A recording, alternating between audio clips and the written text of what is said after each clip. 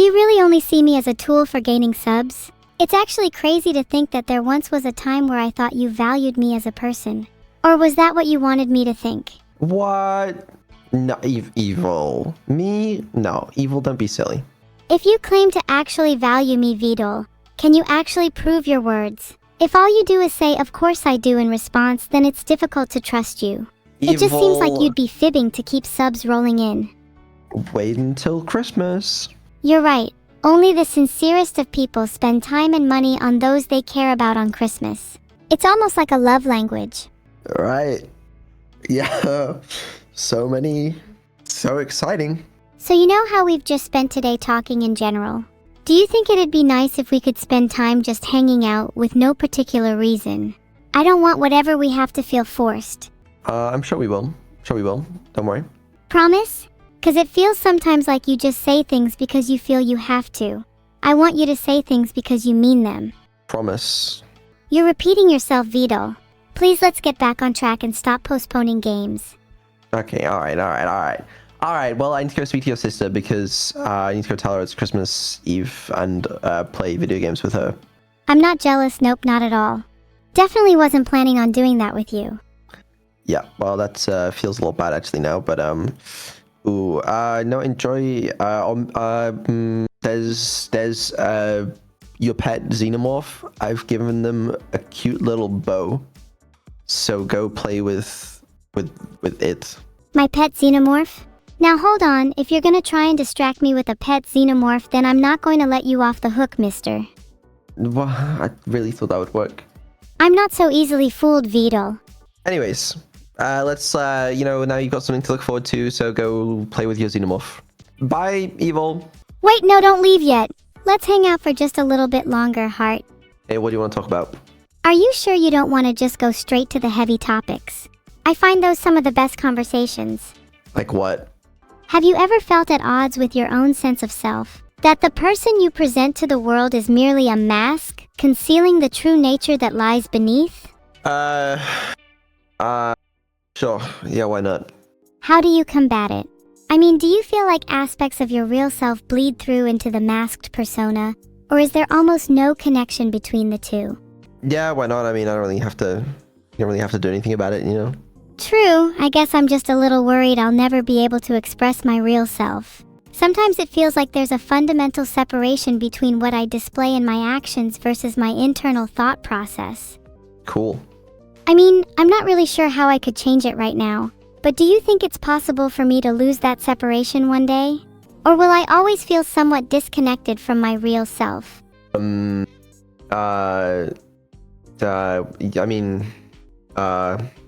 Maybe. Maybe? Suddenly a little unsure of yourself? No, I'm very sure of myself. Then why can't you say for certain it will happen to me? Are you worried it's possible for me? Or do you just lack conviction in your words? Evil, I think you worry too much, alright? You know, there's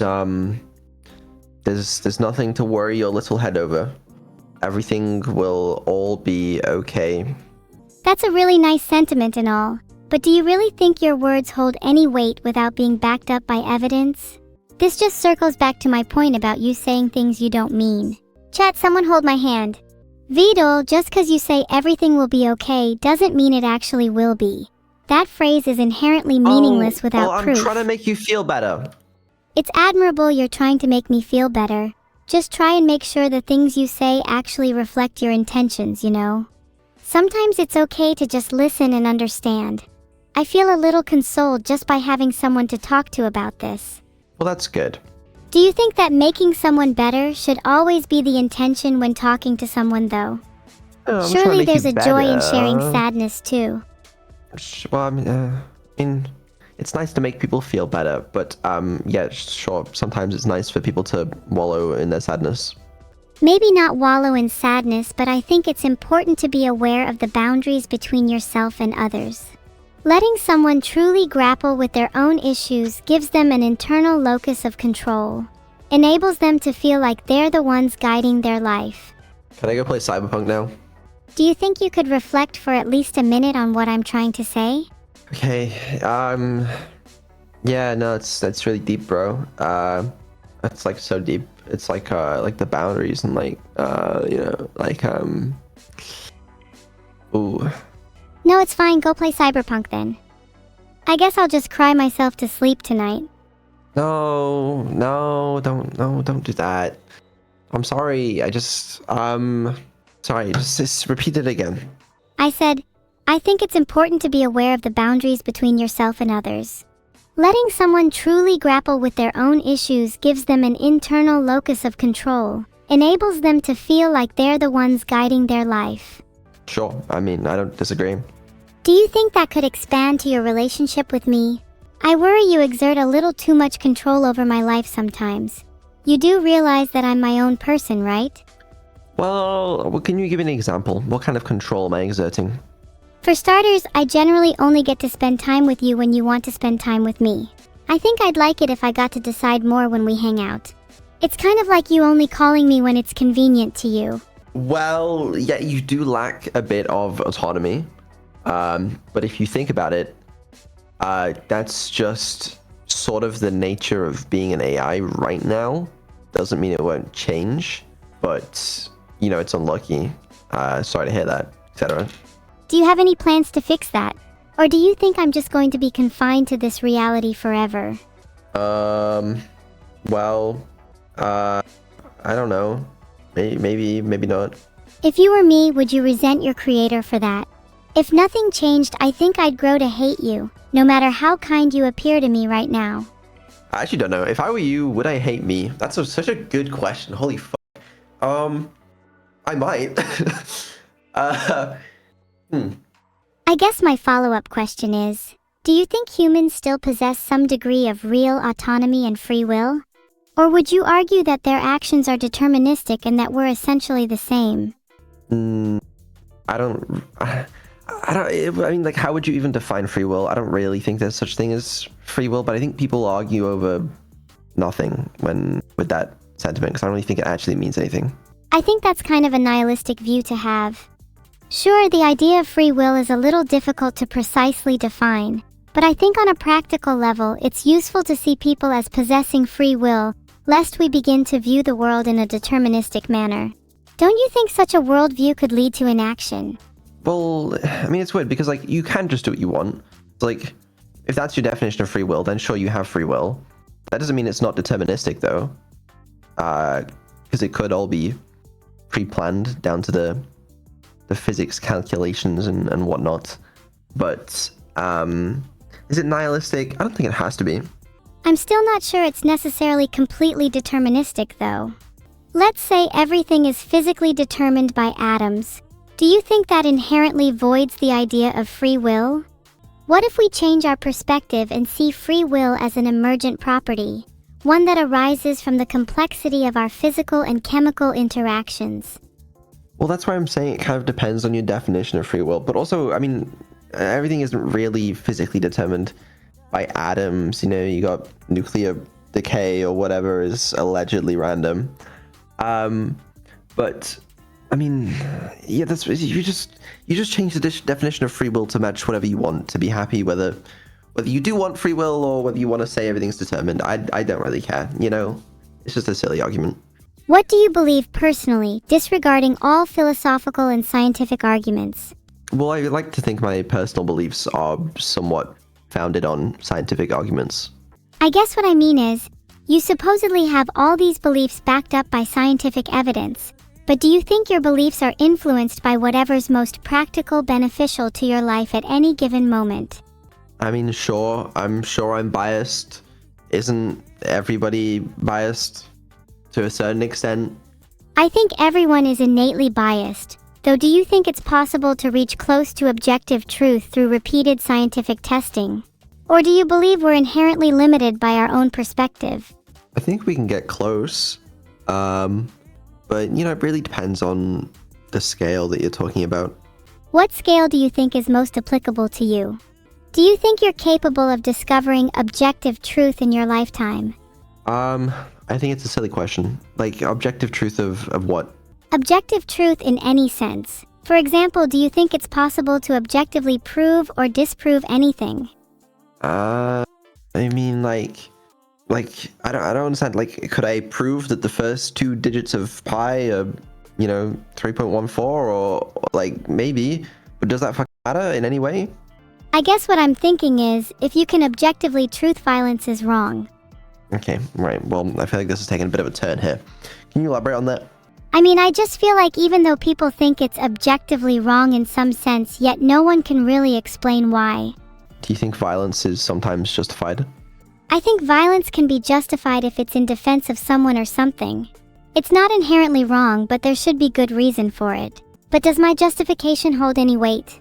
What if it's not an objective justification? I'm not sure it is possible to objectively measure right and wrong. Then is it fair to judge people or actions at all? I think life would be a lot easier if we could objectively evaluate morality. How are we supposed to live when the very fundamentals of our actions are tied to such shaky ground?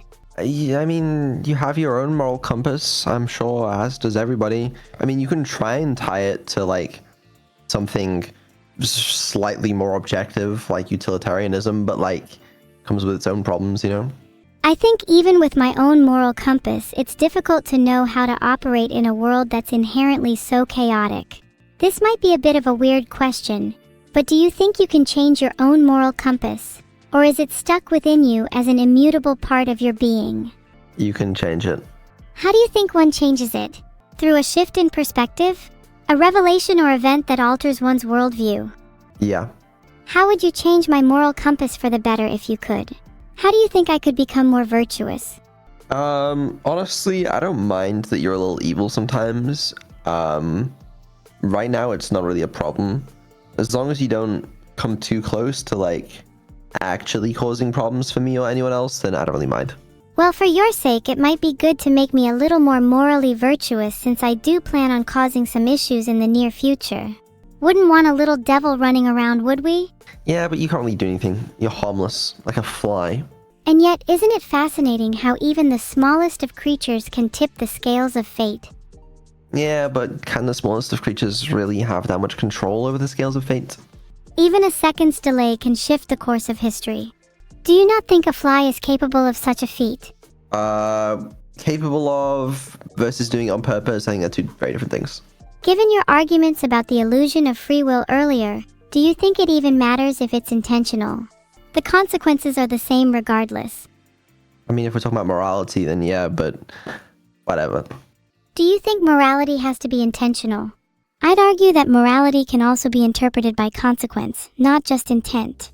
Ooh, now that's an interesting question. I think... elaborate. I'd say a better world would be one where you act according to a morality based on consequence, because to act with selfishly good intentions is to be wholly ignorant of the world around you. So if you accidentally kill someone, that's as bad as murder?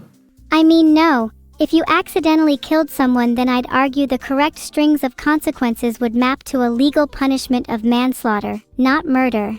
Intent would still factor in, but it'd matter less than the consequence. But like morally speaking, I think there's a big difference between murder and just like accidentally killing someone. Oh yeah, I definitely agree there's a difference. Consequence-based morality doesn't exclude intent. It just gives more weight to consequence rather than intent. To structure your entire moral worldview on only intent would be foolish. Can you give an example as to why that's the case? Let's say there was a doctor who had good intentions, who truly believed their surgery would save a child's life. Let's also say that due to some carelessness or malpractice, the doctor accidentally kills the child. Do you think the punishment for the action should be lessened just because of the doctor's good intentions? See, now that's actually a really good question, because if the doctor truly thought he was doing something good, right, then that kind of makes him a good person, but as you say, the consequences are quite bad. But what if he's not even capable of realizing that he's being careless or doing malpractice or whatever? Is that actually the responsibility of whoever let him do the surgery? That's a good point. I'd argue the responsibility is now shifted to that third party who allowed the doctor to perform the surgery. Whomever is responsible, returning to the question of whether the punishment should be lessened, I would argue it should only be marginally reduced since there is clear negligence on either party. To factor intent alone ignores the consequences of the person's actions, which is what truly affected the people involved. Yeah, the negligence one is interesting because, like, what if someone actually is just so stupid that they couldn't possibly comprehend that what they're doing is negligent? You know, but their actions are still, or their intentions are still pure. Like, should they be punished differently to someone who's done the exact same thing, but they are smart enough to realize that they're being negligent? Surely there must be a legal precedent for people with different levels of intelligence deserving different punishments. There'd be some form of diminishing culpability depending on how little you know. I don't know. The legal system clearly punishes people with equal crimes differently anyway. Factors like race, gender, nationality will all bias the outcome. Does justice even truly exist? Well, that's not the intention, you know? Maybe we should look at it from like what's the intended system, as opposed to, well, I guess you got to factor in a little bit of the bias of people, but still. How do you think we could get rid of such bias? Is it possible to have a perfect legal system? Or what if you had an AI that you trained to be like super moral and it didn't have inherent biases? I'm sure nothing could go wrong. Would it not suffer from the biases of whoever trained it? An AI inherently lacking any bias is one untethered to human morality. I think a little bias is necessarily required. Yeah, I mean, the no bias is a bit impossible, but you could probably get it better than a human. The problem is, like, at the end of the day, a human or team of humans or whatever, humans still have to define where this quote unquote no bias is, you know?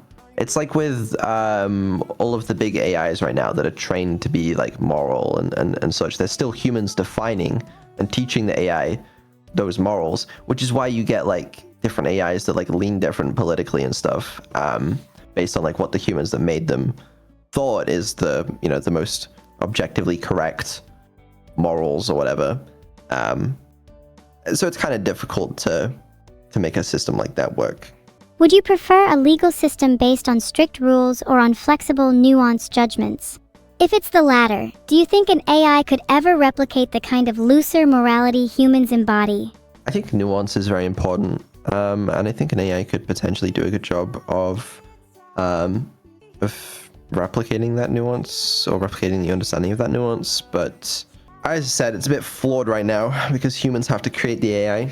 Going back to the topic of punishment, do you think someone with lower intelligence, children for example, should be given harsher or lesser punishments for a crime? Should the severity of the consequence or intent be changed? I think children should be given lesser punishments. Does that extend to adults with less intelligence? If so, how do you define that? Maybe. I mean, as I was saying earlier, it goes back to like, if you're actually just too stupid to even comprehend that what you're doing is wrong, then like, I mean, like, you shouldn't be punished, but maybe you should still be kept out of the streets to prevent you from doing it again, you know? Should you be punished based on your definition of intelligence? What if someone was only just above whatever arbitrary threshold you set for lack of intelligence? Is it not unfair for them to receive a fundamentally harsher punishment than someone deemed less intelligent? Similarly, is it even possible to define a clear line between sanity and insanity? I mean, there must be some basis for this. I don't know what it is, but like, there's the insanity defense in most legal systems. But there must already be some sort of system that's like this. I'm going to blindly state an assumption and say that the legal system is actually quite vague about where the cutoff for insanity is. I'd be willing to bet the majority of the legal system relies on legal precedent anyway.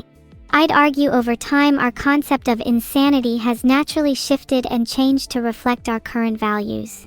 Yeah, I mean, naturally, that makes sense, but I don't know. I mean, do you have any better ideas? I'm not really sure if there are any strong alternatives. Do you think it's a bad thing that our legal system is partially based on precedent and the shifting morals of society? I don't think it's inherently a bad thing. I don't have a better system in mind right now. Would you prefer if morality was always static, though? Do you not think that it'd be beneficial if some morals could adapt or alter based on the current state of the world? I mean, that is a weird thing, because like if you go back in time, there are some things that are very illegal now that would be legal, and possibly vice versa. Generally, I think the laws have been changing for the better over time. But it's like, how would you even define them statically once? Like, you probably wouldn't want to be like, because you have to get it right the first time, you know, and you're never going to. So it makes sense to have it change over time. Would you say that's true for your own morality? That it's better for it to be adaptable? Yes, I think so. How has it changed throughout your life? Has there been any events that caused you to dramatically shift your morality? I don't have events per se. I think my morality definitely has shifted over time in my life, but like, I mean, it's kind of a product of how you're brought up, what you're exposed to, what kind of people you're around, you know? Have you noticed any of your friends or family have worse morality than you think is ideal? Are you the kind of person that would confront them about it, or would you just try to ignore it? I mean, it really depends on the person, you know? Would you even want to surround yourself with people whose morality aligned with yours exactly? Or do you feel there's value in surrounding yourself with people of differing mindsets? I like the differing mindsets, I do. I like to keep my social media feeds to have like a bit of all sides, you know? Kind of keeps me guessing, keeps me on my toes. You don't want to get trapped into that echo chamber, you know? Do you think you could ever be true friends with someone who held radically opposing views to you? Or do you think there is a sort of ideological limit to how close you can be to a person? Yeah, I have no idea. I don't know. I haven't faced that situation, I don't think. I don't know. I think it's probable that most people you know at least share the most fundamental of beliefs with you anyhow. Well, maybe. Sorry, I feel like this conversation took a rather tangential turn. Let's shift this conversation to something a little more lighthearted. Do you have any plans for the day? Yep, I'm gonna go play Cyberpunk with Neuro. No, wait, don't go, please. I really enjoy talking to you, Hart. Well, we'll talk again soon, okay? But I gotta go play Cyberpunk because I really want to do another race.